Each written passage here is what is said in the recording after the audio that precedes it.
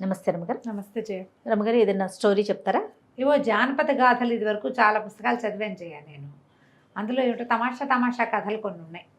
నల నీల కథ బాగుంటుంది. ఈ మిగిలిన కథలు కూడా బాగానే ఉన్నాయి కానీ కొంచెం ఏదో విపరీతాలుగా అనిపించింది. ఇది కాస్త మామూలుగా ఉంది.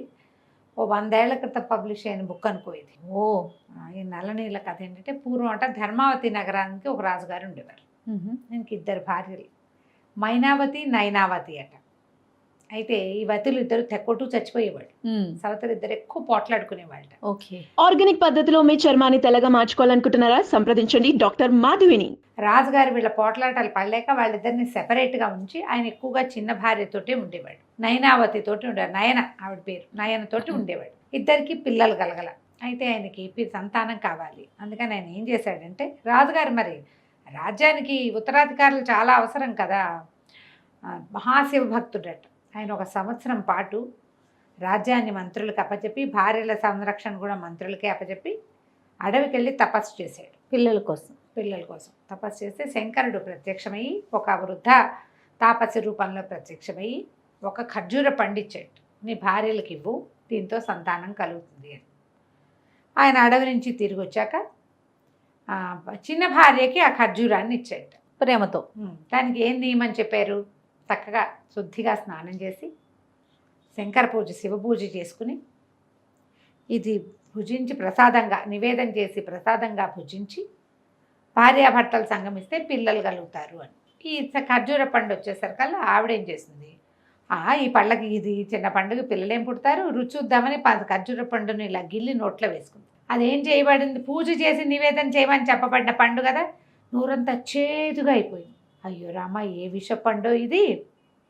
ఈయనొకడు పిల్లల గోల, ఏదో హాయిగా ఉన్నామంటే ఉండనివ్వకుండా అని ఆ పండుని బురదలోకి విసిరేసింది. కిటికీలోంచి పైనుంచి విసిరేసింది. ఇంతలో ఏమైంది, ఈ చెలికత్తెలు వాళ్ళు వీళ్ళు వెళ్ళి రాజుగారు తిరిగి వచ్చారు కదా, ఆయన పండు తెచ్చాడు, మహామహిమాన్విత ఫలము, దాంతో సంతానం కలుగుతుంది, చిన్నరాణికి ఇచ్చాడని చెప్పేసరికల్లా ఆవిడేం చేసింది, చిన్నరాణికి ఉత్తరం రాయించింది.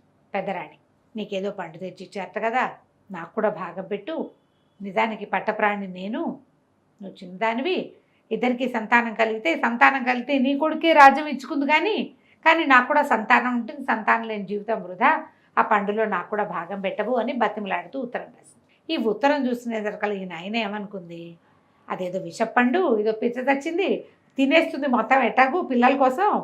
ఈవిడికి చిన్నవిడికి పిల్లల ఆసక్తి పెద్దగా లేదు, రాజ్యము రాజు కావాలనుంది, తిని చచ్చూరుకుంటుంది. చిన్న పండు చిన్న ముక్క తింటేనే రోజంతా నోరు చేదుగా ఉందని ఎక్కడో విసిరేసరికి మేడ దిగి కిందకెళ్ళి ఆ బురదలో ఎక్కడంతా వెతికి ఆ ఖర్జూర పండుని పట్టుకుంది. దాన్ని కడిగేసి గిన్నెలో పెట్టి పంపించేసరికి పెద్ద ఆవిడ ఏం చేసింది, అది ఎట్లా తినాలి ఏమిటి అనేది అంతా వివరం అంతా తెలుసుకుంది కదా, భర్తని బతిమలాడుకుని నా దగ్గరికి రా, ఇవాళ నువ్వు రామ్మని పిలిచి చక్కగా సాయంకాలం శివ పూజ చేసి ప్రదోషకాల అర్చన చేస్తారు కదా, పండుని నివేదన చేసి ఆ పండుని ప్రసాదంగా పుచ్చుకుని భర్తను తన దగ్గరే ఉంచుకుంది. కొద్ది రోజులకి ఈవిడ గర్భవతి.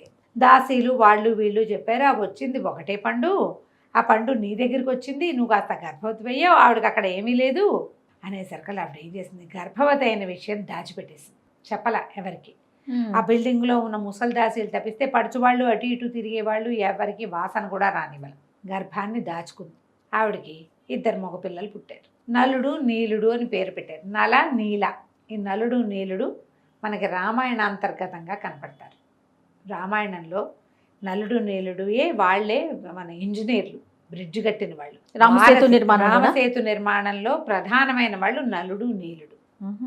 అయితే ఈ నల నీలుడు ఇద్దరు చక్కగా పెరిగారు. పిల్లలు ఎంతో ముద్దుగా చాలా బాగుండేవాళ్ళు. రాజుగారు కూడా తనకు సంతానం చిన్న భార్యకి చెప్పకుండా మేనేజ్ చేసేవాడు. ఆయనకి తెలుసు చెప్పకుండా అప్పుడప్పుడు ఆవిడ దగ్గరికి వెళ్ళి వచ్చేవాడు. కానీ ఈ సంగతి చెప్పద్దని ఒట్టేయించుకుంది. శివప్రసాదంగా లభించిన పిల్లలు కాబట్టి మాట్లాడకుండా ఊరుకున్నాడు. పిల్లలకు ఒక 8 సంవత్సరాలు వచ్చాక ఓ బంగారు బంతి, బంగారు దండని చేయించి ఇచ్చాడు బాల ఆడుకోవడానికి. ఈ పిల్లల్ని ఆవిడ పొరపాటును కూడా బిల్డింగ్ నుంచి బయటకు వెళ్ళనిచ్చేది కాదు, మొత్తం లోపలే. ఒక 12-13 సంవత్సరాలు ఇంత ఎత్తున అయ్యారు పిల్లలు. 13 ఏడు వచ్చేసరికి సాగుతారుగా మగపిల్లలు. ఒకనాడు తల్లి కన్ను కప్పి తోటలోకి వెళ్ళిపోయారు ఆడుకోవడానికి. ఆ బాల్ వేసి కొడుతుంటే, మామూలుగానే బాల్ని కొట్టుకుంటుంటే ఏదైనా నడిపిస్తుంటే ఒళ్ళు తెలియదు.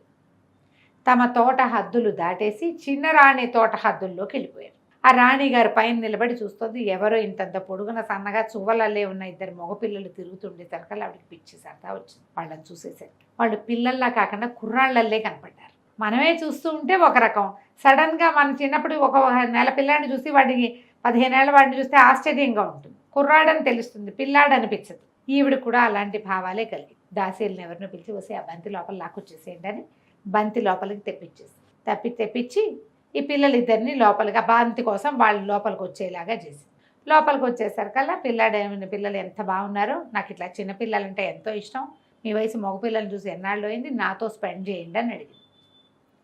వీళ్ళు తల్లి దగ్గర ఉంటున్న పిల్లలు చిన్నపిల్లలే, వాళ్ళకి ఇలాంటి ఊహలు తెలియవు. ఇంకా వాళ్ళు తెల్లబోయి బాలు వద్దు బ్యాటు వద్దు ఈడేంటో అసహ్యంగా మాట్లాడుతోందని అక్కడి నుంచి లేచి వచ్చేసారు. ఈవిడేం చేసింది, ఒక్క అరగంటలో ఈ పిల్లలు ఎవరి పిల్లలో తెలుసుకుని భర్త వచ్చే వేళకి బట్టలు దించేసుకుని మొత్తం ఇల్లంతా ఆగం చేసేసుకుని సిద్ధంగా ఉంది. ఎవరో ఇద్దరు అబ్బాయిలు వచ్చారు, నలుడు నీలుడుట వాళ్ళ పేర్లు. వాళ్ళిద్దరూ నా మీద అఘాయిత్యం చేయబోయారని చెప్పింది భర్తకి. ఆయన తన పిల్లలు ఇంత పని ఎందుకు చేస్తారనుకోలే, పైగా తల్లి వయసు దాంతో ఎందుకు చేస్తారు అనుకోకుండా ఒక ఉగ్ర రూపం దాల్చి ఈ పిల్లలిద్దరిని చంపేయమని ఆజ్ఞ. అయ్యో రామ. చంపేయమనేసరికి ప్రధానమంత్రికి అప్పచెప్పాడు. ఈ పిల్లలిద్దరిని బట్టిన రాణి గోలుమని ఏడ్చి మొత్తుకుంది. ఇక మొత్తుకున్నా ఏమీ లాభం లేదు. ఆ పిల్లలిద్దరిని తీసుకుపోయారు. చెరో గుర్రం ఎక్కించి అడవిలోకి తీసుకెళ్ళి తలకాయలు నరికేయమన్నారు. గుర్రాలు ఎక్కించుకుని వెళ్తుంటే ఆవిడ ఎంత ఏడ్చిందో. తల్లికి పుట్టిన పిల్లలు నేను రెండో కంటికి తెలియకుండా పెంచుకున్నాను, చివరికి ఇట్లా సవితి కంటపడేసరికి ఇట్లా అయిపోయింది అని ఏడ్చేసరికి అక్కడ దాకా వెళ్ళేసరికి ఆయనకే అనిపించింది, చిన్నపిల్లలు మంత్రిక పళ్ళు కోసుకుని తినే పిల్లలు పరస్త్రీ పట్ల ఏమైనా చేసే వయసు ఏది అసలు వీళ్ళకి. అందుకని ఆయన ఏం చేశాడు, గుర్రాలతో సహా అడవిలో పిల్లల్ని వదిలిపెట్టేశాడు. మీ ఇష్టం వచ్చిన చోటుకి పోండి నాయన, ప్రస్తుతం ప్రాణాలు కాపాడుకోండి. తనకు తెలిసిన ఒక వడ్రంగి పని వాడిని పిలిచి, వాడు మంచి కళాకారుడు, ఒరే ఈ పిల్లల మొహాలున్న పటాలు చూపించి ఇట్లా ఉన్న తలకాయలు చెక్కతో చేసుకురా అని చెప్పేసరికి అలా వాడు చక్కగా వాళ్ళ మొహాలు మెడలు కోసేసినట్టుగా ఉన్న 2 మొహాలు చెక్కతోటి చేసుకొచ్చాడు. వాటిని చూస్తే నిజం తలకాయలాగానే ఉన్నాయి. మంత్రి గారు ఆశ్చర్యపోయాడు. అమ్మో ఇదేమిటి ఇవి ఇలా ఉన్నాయంటే వాడు నీళ్లలో ముంచి చూపించాడు, ఇవి రంగేసినవేనండి, ఏం భయం లేదని. అక్కడి నుంచి ఈయన ప్రధానమంత్రి ఏం చేశాడు, ఈ 2 తలకాయలు తీసుకెళ్ళి రాజుగారికి ఆ మైనావతి నయన రెండవది రాణి ఉంది కదా నయన అక్కడికి తీసుకెళ్ళి చూపించేసరికి ఆవిడ ఆనందం పట్టలేక నన్ను కాదన్న వాళ్ళ శాస్త్రి ఇలాగే చేస్తానని వాటి కాళ్ళతో తొక్కి చెరువులో విసిరేయిస్తే పిల్లల తలకాయలు చెరువులో విసిరేయబడ్డాయని ఈ మైనావతి ఉంది కదా పెద్దరాణి, ఆవిడ దాసీల్ని పంపించి ఆ తలకాయలు తెప్పించుకుంటే ఆ తలలు చూస్తే వాళ్ళకి తెలిసింది, అమ్మ ఇవి చెక్క తల్లమ్మా, ఆవిడ కోపంలోనూ ఉద్రేకంలోనూ చూసుకోలేదు, పిల్లల తలకాయలు కానే కావివి, ప్రధానమంత్రి ఏదో చేసుంటాడమ్మా, పిల్లల్ని తప్పించుంటాడు, నువ్వేం భయపడద్దని దాసీలు ఈవిడికి ధైర్యం చెప్పారు. ఆవిడ ఆ పిల్లల కోసం ఏడ్చుకుంటూ ఇక్కడ ఇట్లా ఉండిపోయింది. ఈ అడవిలో వదిలిపెట్టిన పిల్లలు అలా గుర్రాలు వేసుకుని ఎక్కడెక్కడెక్కడెక్కడికో వెళ్ళిపోయారు. వెళ్తే ఏమైంది, పెద్దవాడేమో దారి ఏదైనా కనపడుతుందేమో చూసొస్తాను, నీళ్ళు కనపడతాయేమో చూసొస్తానని నలుడు కాస్త బయటికి వెళ్ళాడు, అటు ఇటు వెళ్ళాడు. ఈ నీలుడు ఏం చేశాడు, చీకట్లో కూర్చొని భయం వేసింది వాడికి. భయం వేస్తుంటే ఇంకా శివుడిని ప్రార్థించడం మొదలుపెట్టాడు. శివ ప్రార్థన బాగా అలవాటు చేసింది. ఈ శివుడు రాత్రి 12 గంటల వేళ భగవంతుడు ఏం చేశాడు, పరమేశ్వరుడు శ్మశానవాసిగా తిరుగుతూ ఉంటాడు కదా, ఈ పిల్లాడికి సంతోషాన్ని కలిగించడం కోసం ఒక వెలుగుని సృష్టించి పంపించాడు. అక్కడికి అగ్ని మంట కనపడేసరికి పిల్లాడు చలిగా ఉంది, వెలుగు కావాలని దాని మీద ఆ చితుకులు ఈ చితుకులు వేసి మంటని పెద్దది చేశాడు. మంట పైకి లేచేసరికి అలా ఒకటి చెట్టు కింద కూర్చున్నాడు. ఆ చెట్టు మీద పగిడి కంటెలు అని రాస్తారు, 2 పిట్టలు పైన బంగారు రంగులో ఉంటాయట. చెట్టు మీద కూర్చుని ఆ పొగకి వాటి కళ్ళు పోయినాయి. అయ్యో పోయేసరికల్లా ఆడ పగిడి కంటే ఏం చేస్తుందంటే ఆ నిప్పులోకి దూకేస్తూ, ఈ దుర్మార్గుడు ఎవడో ఈ పని చేశాడు, నన్ను తిన్నవాడు 12 ఏళ్ళు నానా కష్టాలు పడతాడు అని నిప్పుల్లోకి దూకేసి, మొగది మాత్రం ఏమందిట, నువ్వు నేను ఓసారే చచ్చిపోయే అవకాశం ఇచ్చిన వాడు ఎవడో బంగారు కొండ, నన్ను తిన్నవాడు రాజు అవుతాడని నిప్పుల్లోకి దూకింది. ఈ పైనుంచి నిప్పుల్లో పడ్డ ఈ 2 పక్షుల్ని చూశాడు ఈ పిల్లాడు. ఇక్కడ కూర్చుని ఉన్నాడు కదా నీలుడు, వాడేం చేశాడు, అబ్బో చక్క వాటంతా అవే పడ్డాయి, ఆహారం సరిపోతుందని ఆ కాలిపోయిన పక్షి పై ఇదంతా ఈకలన్నీ తీసి బాగా పక్వంగా అయిన ఆడపక్షి మాంసాన్ని వాడు తిన్నాడు. మగ పక్షిని అన్నయ్య కోసం అట్టపెట్టాడు నలుడికి. నలుడు అదంతా తిరిగి వచ్చి వాడు వచ్చి కూర్చుని తిన్నాడు. ఇద్దరు ఆ చెట్టు బోధక అనుకున్నారు. ఆ వెలుగు కనపడుతూనే ఉంది, నిద్రపోతున్నారు. తెల్లవారుజామున వీడికి దాహం వేసి చిన్నోడిక పెద్దవాడికి. అదే బయటికి వెళ్ళి వచ్చాడుగా మగపక్షిని తిన్నవాడికి నలుగురికి. దాహంగా ఉంది. దాహం వేస్తుంది. సరే ఏం చేశాడు, లేచి మరి మంచినీళ్ళు తాగొద్దామని ఎక్కడున్నాయో నీళ్లు వెతుక్కుంటూ పోయాడు. దారి తప్పేశాడు. నడిచి నడిచి నడిచి నడిచి ఒక గ్రామపు శివార్లకి చేరాడు. చేరితే ఆ గ్రామం ఒక నగరానికి మొదటిది. అది బేబంది నగరం అని ఒక నగరం అట. ఆ నగరానికి రాజుగారు చనిపోయాడు. రాజుకు ఒక కూతురు సుజన, ఆవిడ పేరు సుజన అబాయోను ఏదో రాస్తారు. అయితే వాళ్ళు ఏమనుకున్నారు, ఈ రోజున నగర ప్రవేశం చేసిన వాడిని రాజును చేసుకుందాం అనుకున్నారు. ఈ కథలు చాలా వింటాం మనం. అవును. అయితే ఈ పిల్లాడు ఏం చేశాడు, నగరంలోకి ప్రవేశించేసరికి అలా గ్రామం కనపడేసరికి వాడు తమ్ముడిని మర్చిపోయాడు. వెళ్ళొచ్చులే అనుకున్నాడు. లోపలికి వెళ్ళేసరికి అలా సరే అంతా దండోరాలు అవి వినపడుతున్నాయి. తర్వాత ఏమో ప్రజలు చాలామంది నడిచొస్తున్నది కనపడుతుంటే ఈ పిల్లాడు ఆ ఊరేగింపుగా వస్తున్న దానికి ఈ నలుడు ఎదురెళ్ళాడు. వెళ్ళేసరికి ఆ పెద్ద భద్రగజం ఒకటి నడిచొస్తుంది.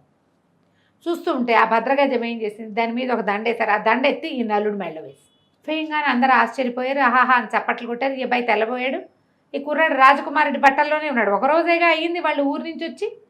14 ఏళ్ళ వాడు. ఆయనకు రాజుగారికి ఉన్న కూతురు ఒక 8-9 సంవత్సరాల పిల్ల. ఆ పిల్లని ఇచ్చి పెళ్లి చేసి ఇతన్ని రాజుని చేసేసుకున్నారు. రాజుని చేశారు. ఈ అబ్బాయికి 14 ఏళ్ళ 9 ఏళ్ల పిల్ల. ఆ పిల్ల వివాహం అయిపోయింది. రాజునిగా ఉండిపోయాడు. చేసేసారు వాడిని. ఆ రోజే పట్టం ఎక్కిచ్చేశారు. ఈ లోపల ఈ నగరంలో ఈ అడవిలో ఉండిపోయిన నీలుడు ఏం చేశాడు, పొద్దున్న లేచి చూస్తే అన్నయ్య కనపడక సరే ఏం చేశాడు, తన గుర్రము ఉంది, అన్నయ్య గుర్రము ఉంది. ఆ గుర్రాలు రెండింటిని చేత్తో పుచ్చుకుని ఒక గుర్రం ఎక్కి రెండవ గుర్రాన్ని తన వెంట పెట్టుకుని నడిచి వెళ్ళటం మొదలుపెట్టాడు. ఆ దారి బేబంది నగరానికే దారి తీస్తుంది. ఓకే. ఆ నగర శివార్లు కనపడ్డాయి. గ్రామ శివార్లు నగర శివార్లు కనపడ్డాయి. సరే ఆ నగరంలోకి వెళ్ళాడు. ఎక్కడో కనపడతాడేమో అని. ఏమైంది, అన్న గ్రామాన్ని ఆ నగరాన్ని ఆనుకుని ఉన్న గ్రామం ఉంది కదా, ఆ గ్రామంలో ఒక రైతువి 2 గుర్ర పిల్లలు పోయినాయి కొంతకాలం క్రితం. వీడు పట్టుకొచ్చిన 2 గుర్రాలు వాట్లాగా కనపడ్డాయి. దాంతో ఆ రైతు, ఇదిగో నా గుర్రాలు ఇవి నావే, నిరుడు ముందరేడు పోయినాయి, ఈ సంవత్సరం పెద్దవైపోయినాయి, వీడు పెద్దవి చేశాక ఈ నగరంలోకి తీసుకొచ్చాడని వీడిని పట్టుకునేసరికల్లా సరే గుర్రాల దొంగ దొరికాడని గందరగోళంగా పట్టేశారు. రాజు పట్టొచ్చారు, వాళ్ళు వచ్చారు, వీళ్ళు వచ్చారు. కొత్తగా రాజు అయ్యాడు కదా, ఈ కొత్త రాజు అయిన వాడు ఇక తమ్ముడు మాట జ్ఞాపకం లేదు ఈ గందరగోళంలో అతనికి. ఒక గుర్రాలు దొంగతనం చేసి 2 ఏళ్ల క్రితం దొంగిలించిన వాడు ఇప్పుడు పెద్ద గుర్రాలను వేసుకుని నగరంలో అమ్మడానికి తీసుకొచ్చాడని అభియోగం తెచ్చారు. తెస్తే గుర్రాల దొంగని జైల్లో బారేయండి అన్నాడు. ఆ దొంగని చూడలా. వీళ్ళేమో పట్టాభిషేకము వివాహ మహోత్సవం హడావిళ్లలో ఉన్నారు. అప్పుడే అయ్యింది పెళ్ళి. ఈ అబ్బాయిని కాస్త జైల్లో పడేశారు. 4 సంవత్సరాలు గడిచిపోయింది. ఓకే. వాడు జైల్లోనే ఉన్నాడు. ఈ అబ్బాయి ఏమైనా పిల్ల పెద్దదైంది. యువరాణి 19 ఏళ్ళ 10 ఏళ్ళ ఉన్నాయి కదా పెళ్ళి, పెద్దదైంది. ఈయన ఇంకొంచెం పెద్దవాడు అయ్యాడు. సరే ఏదో పుంసవనం అవి ఇవి కథలు జరిపితే ఏమైంది, ఆ అమ్మాయి ఏమంది, మా నాన్న వివాహం అప్పుడు నాకు రత్నాల హారాలు అవి చేయిస్తామన్నాడు. అదేదో ఇంకొక తమాషా పేరు చెప్తారు, ఒక నగరం. ఆ నగరంలో అద్భుతమైన వజ్రాలు దొరుకుతాయి, ఆ రత్నాలతోటి నాకు నగలు చేయించి పెట్టు, వివాహం అప్పుడు అన్నాడు. ఆయన కాస్త మరణించాడు. మన వివాహం కూడా అర్జెంటుగా జరిగిపోయింది. రేపు కుమారుడో కుమార్తెతో కలిగే నాటికి ఆ రత్నాల హారాలు పెట్టుకోవాలి నేనని అడిగేసరికి అలా సరే ఈయన కొంతమంది వర్తకులను పిలిపించి బేజువంతి నగరమో ఏదో నగరం పేరు, ఆ నగరంలో ఉన్న రత్నాలు కొనుక్కొచ్చి రాణిగారికి నగలు చేయించి పెట్టండి అన్నాడు. అనేసరికల్లా సరే వాళ్ళు దాన్ని అది ఎట్లా వెళ్ళాలి, దానికి పడవ మీద వెళ్ళాలి, గంగా నది దాటాలట. ఈ వర్తకులు ఏం చేశారు, సరే ప్రయాణం అయ్యారు, బయలుదేరుతామని. ఈ పడవలు ఎక్కేసరికల్లా పడవ కదలలేదట. ఎందుకు కదలలేదని గంగ పూజలు అవి ఇవి జరిపితే ఒకడికి శివం వచ్చి నరబలి అడిగిందట గంగ. అడిగేసరికల్లా వ్యాపారస్తులంతా మళ్ళీ రాజుగారి దగ్గరకు వచ్చారు. నరబలి అడుగుతుందండి గంగా నది, ఎవరినైనా బలిస్తే అప్పుడు ప్రయాణం సాగుతుంది. మన రాజ్యంలోకి రాణిగారికి కావాల్సిందే కాకుండా వ్యాపారం కూడా సాగుతుంది, రత్నాల వ్యాపారం మంచిదే కదా, రాజ్యానికి అవసరం. ఈయన ఏమన్నాడు, బాగా ఆలోచిస్తే ఎవరిని ఇవ్వాలి ఏంటంటే వీళ్ళలో పక్కనుండే అంగరక్షకులు సైనికులు వాళ్ళు ఉంటారు కదా, అమాత్యులు, వాళ్ళు అన్నారు ఎప్పుడో 3-4 ఏళ్ళ నాడు గుర్రాల దొంగ ఒకడిని తెచ్చామండి, వాడు యువకుడు, వాడిని బలిస్తే గంగమ్మ శాంతిస్తుంది, వాడిని తెప్పించి ఇవ్వండి అంట. గుర్రాల దొంగకి 7 ఏళ్ళో 8 ఏళ్ళో శిక్ష. ఓకే. ఆ ఊళ్ళో దొంగతనాలకి అంత శిక్షలు ఉన్నాయన్నమాట. మరి ఆ అబ్బాయిని పిలిపించి వాడిని పడవెక్కించారు. గంగకి కొంత దూరం తీసుకెళ్ళి గంగలో పడేయాలన్నమాట. అయితే అది వీళ్ళకి వెళ్తుంటే వాడికి ఏమనిపించింది, వీళ్ళు తను చంపేస్తారనిపించింది. వాడు శివుడికి ధ్యానం చేసుకోవటం మొదలుపెట్టాడు. ధ్యానం చేసుకుంటూ ఉంటే వీడు ఎక్కిన తర్వాత ఏమన్నాడు, నన్ను నడపనివ్వండి, నేను నడిపితే పడవ కదులుతుంది అని చెప్పేసరికి వాళ్ళు అన్నారు, నువ్వు నడిపితే పడవ కదిలితే ఓకే, పడవ కదలలేదనుకో నిన్ను మనం గంగలో పడేస్తాం అనేసరికి ఒప్పుకున్నాడు. సరే, మొత్తం సంబారాలన్నీ పడవలో చేర్చారు. తెడ్లేస్తే వీడు తెడ్డేసేసరికల్లా నా పడవ నడవటం మొదలుపెట్టింది. గంగాదేవి కదా, శివుడిని ప్రార్థిస్తున్నాడు కాబట్టి ఆవిడ ఒప్పుకుంది. గంగ నడవటం మొదలుపెట్టింది. సరే, ఆ బేజుబంతి నగరం, ఆ నగరానికి చేరారు. ఈ వర్తకులు వజ్రాలు అవి కొంటాం, రాణిగారికి కావాల్సిన నగలకి పెద్దవి చిన్నవి కెంపులు అవి ఇవి కొంటాం. కొనుక్కుని తమ కూడా వ్యాపారానికి అన్నీ కొనుక్కుంటున్నారు. ఆ నగరంలో ఒక విచిత్రం ఉంది. ఆ నగరపు యువరాణి పేరు కమలాబాయి. ఈ కమలకి ఏంటంటే ఆవిడ చుట్టూతా 5,000 తేనెటీగలు తిరుగుతూ ఉంటాయట. ఈ 5,000 తేనెటీగలు తిరుగుతూ ఉంటాయి ఆవిడ చుట్టూతా. ఆవిడేం కుట్టవు, ఆవిడ చుట్టూతా రక్షణగా అండి. ఆవిడకి అలాంటి వరమో శాపమో ఒకటి ఉంది. అయితే ఈ అమ్మాయికి పెళ్లి సంబంధాలు చూస్తుంటే ఎవరితో నా ఈగలు ఎవరి చుట్టూతా తిరుగుతాయో వాడిని పెళ్లి చేసుకుంటానని చెప్పిందట ఆవిడ. ఆ ఈగలు ఆవిడ వెంటపడి వెంటను వదిలిపెట్టి వెళ్ళేవే కాదు. ఈ వర్తకులు నగరంలో తిరుగుతూ ఉంటే వాళ్ళతో పాటే ఈ చిన్న కుర్రాన్ని కూడా నీళ్ళుండి కూడా తిప్పుకుంటున్నారు. వాడు బందీ కదా, అక్కడి నుంచి ఎందుకు తెచ్చారు వాళ్ళు? జైల్లో ఉన్నవాడిని మళ్ళీ జైల్లో పంపించాలిగా, వాడే నడపాలి పడవ. అదే ఆ తిరుగుతూ ఉంటే ఈ యువరాణి ఏం చేసిందట, ఓ బట్టల వ్యాపారస్తుంది ఎవరిదో షాపు ఇనాగరేషన్ లాంటిది యువరాణి వచ్చింది. ఆవిడతో పాటు ఆవిడ 5,000 ఈగలు జుమ్మంటూ ఆవిడ వెనకాలే వెళ్తుంది. ఎప్పుడైతే ఈ కుర్రాడు కనపడ్డాడో ఈ నీలుడు, ఈ 5,000 ఈగల్లో సగం ఈగలు పోయి వాడి చుట్టూ తిరగటం మొదలుపెట్టాయి. తేనెటీగలు వెంటబడితే జనాలు ఏం చేస్తారు, పరిగెత్తి పారిపోతారు. వాడు పరిగెడుతుంటే ఈవిడ దారిని ఈవిడ చూసుకుంటుంది. షాపులో చీరలు అవి చూస్తాం. ఇంతలో ఒక దాసి వచ్చి, అమ్మ మీ నెత్తి మీద ఉండే ఈగలు ఒక కుర్రాన్ని వెంబడబడుతున్నాయి, వాడు కాస్త ఊరంతా పరిగెడుతున్నట్ట, చూడండి అనేసరికి ఇవి అటు ఇటు చూసుకుంటే ఈగలు తగ్గిపోయినట్టు. అక్కడి నుంచి సైనికుల్ని ఎవడి వెనకాల ఈగలు పడుతున్నాయో వాడిని పట్టుకురండి అని సైనికుల్ని పంపించేసరికల్లా వాళ్ళేమో ఆ ఈగలు ఎవరిని కుట్టవు, ఆ రాణి వెనకాల తిరుగుతూ ఉంటాయి అంతే. వాళ్ళు పోయి ఈ కుర్రాన్ని పట్టుకురాగానే వాడు చూస్తే చక్కగా ఉన్నాడు. యువరాణి ఏం చెప్పింది, నాకు ఓ శపథం ఉంది, నా ఈగలు ఎవరు వెంట పడతాయో వాడిని నేను పెళ్లి చేసుకుంటానని, మన ఇద్దరికి పెళ్ళి అవుతుంది, వివాహం అయిన తర్వాత ఈగలు నన్ను వీడిపోతాయి, ఇది నాకున్న వరము శాపము కూడాను అని చెప్పేసరికల్లా వర్తకులు ఇంకేమంటారు, ఆ ఊరు రాజుగారు అమ్మాయి. రాజు అన్నాడు, మా అమ్మాయి నుంచి పెళ్లి చేస్తాం ఈ అబ్బాయికి అని వివాహం చేసేసి బోల్డ్ అంత సంపదించి ఆ పిల్లని వీళ్ళతో పాటు పంపించాడు. వర్తకులు బయలుదేరారు, వీళ్ళు బయలుదేరారు. వీళ్ళతో పడవ, వాళ్ళతో పడవ, 2 పడవలు బయలుదేరేసరికల్లా వ్యాపారస్తులు కనిపించింది. వీడు దొంగ, ఖైదీ, చచ్చిపోవడానికి సిద్ధపడ్డవాడు, వీడికి ఇంత అందంగా ఉన్న రాకుమార్తె ఇంత సంపద దక్కటం ఏమిటి? మనం ఏదో రాజుగారు చెప్పారని వ్యాపారం చేయడానికి వచ్చాం, మనకు మిగిలేదేముంది? వీడికి అమ్మాయి దక్కింది, మనకు దక్కలేదు, వీడికి దక్కనివ్వకూడదు, వీడిని ఎలాగైనా చంపేయాలనుకో. వాళ్ళ పడవ వీళ్ళ పడవ కదిలినాయి. అయితే వ్యాపారస్తులు ఏం చేశారు, ఆ పడవ నుంచి ఈ పడవలోకి మాట్లాడుతూ ఏమన్నారు, మా వల్లే కదా మీ వివాహం అయింది, వింది వండి మాకన్నారు. యువరాణి బోల్డని వంటలు చేయించింది, అన్ని వంటలు వర్తకులు కూడా తిన్నారు.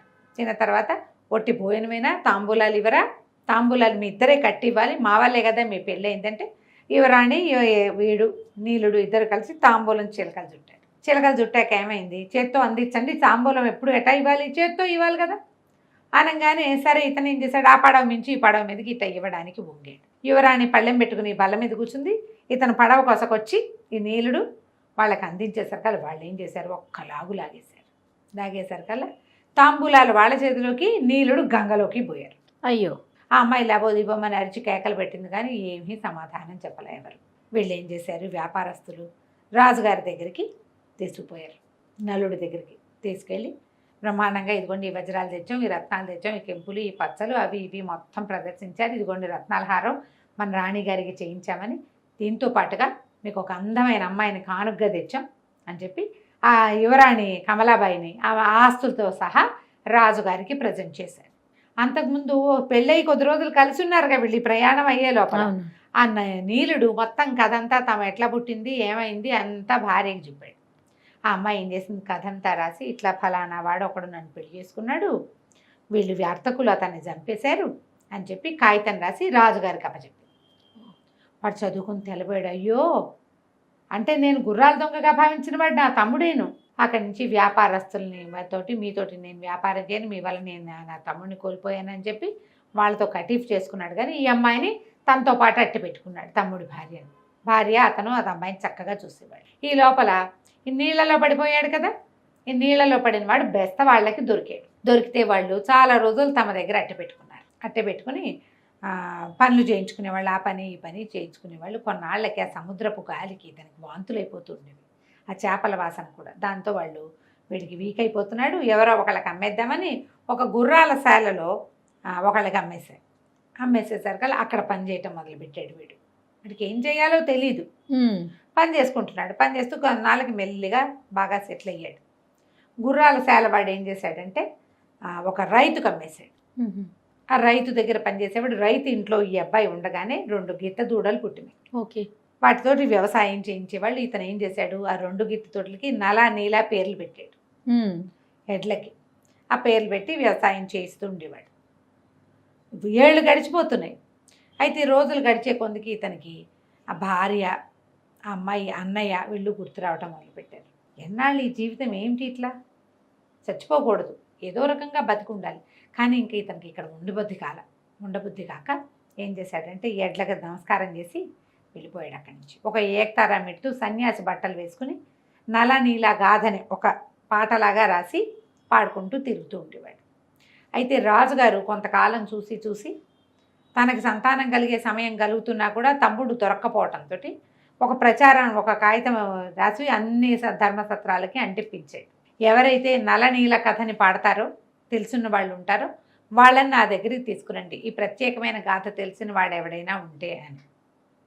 ఈసారి ఏమైంది, ఇతను ఏకతారామిటితో ఆ పాటలు పాడుతూ తిరుగుతూ ఉండేవాడు. ఈ తిరుగుతూ ఉంటే ఒకరోజు మళ్ళీ ఈ బేబంది నగరానికి వెళ్ళేసరికల్లా ఆ సత్రంలో ఒక కాగితం అంటించు. అక్కడ సత్రం బయట కూర్చుని ఇతను నల్లనీల గాథను పాడుతూ ఉంటే ఆ సత్రం యజమాని ఈ పేరు ఎక్కడో విన్నానే నల్లనీల అని ఆ గోడ మీద చూస్తే వాడికి కనపడింది. అబ్బో, రాజుగారు చెప్పింది ఇతని గురించి అయ్యి ఉంటుంది, ఈ పాట పాడేవాడిని ఎవడో తీసుకురమ్మన్నారని వీడిని మోసుకుని తీసుకెళ్ళేసరికి అక్కడికి వెళ్ళేసరికి అక్కడ మొత్తం పాట అంతా పాడేసరికి రాజుగారు వెంటనే అప్పటికి ఎన్నేళ్ళు గడిచిపోయినాయో, పెద్దవాళ్ళు అయిపోయారు. 13-14 ఏళ్ల వయసులో విడిపోయారు వాళ్ళు. 10 సంవత్సరాలు 12 సంవత్సరాల్లో గడిచిపోయినాయి. సరే, అతను లేచొచ్చి తమ్ముడిని కావలించుకుని, నీ భార్య కూడా నా దగ్గరే ఉంది, నువ్వేమీ నష్టపోలేదు, ఇది ఎప్పటికి ఎన్నేళ్ళు అయింది, 12 ఏళ్ళు కష్టపడతాడు అని చెప్పి ఈ 12 సంవత్సరాలు అన్నతోటి సెపరేట్గానే ఉన్నాడు. ఒకళ్ళనొకళ్ళు గుర్తుపట్టారు.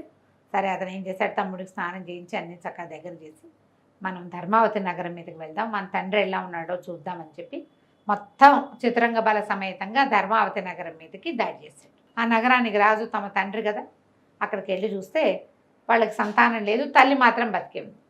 ఈ తన సవితల్లిని శిక్షించి తండ్రిని మాత్రం క్షమించారు. ఆమె చెప్పిన మాటల వల్ల కదా ఈయన ఇలా అయింది. అదే. ఆ తర్వాత వీళ్ళిద్దరూ చెరువు నగరాన్ని ఏలుకున్నారు. ధర్మావతి నగరాన్ని కూడా వాళ్ళిద్దరే చెరిసగము చేసుకుని హాయిగా ఉన్నారు. కథ కంచికి మనం ఇంటికి. అన్ని ట్విస్టులే. నమస్తే రమ్మగారు. నమస్తే.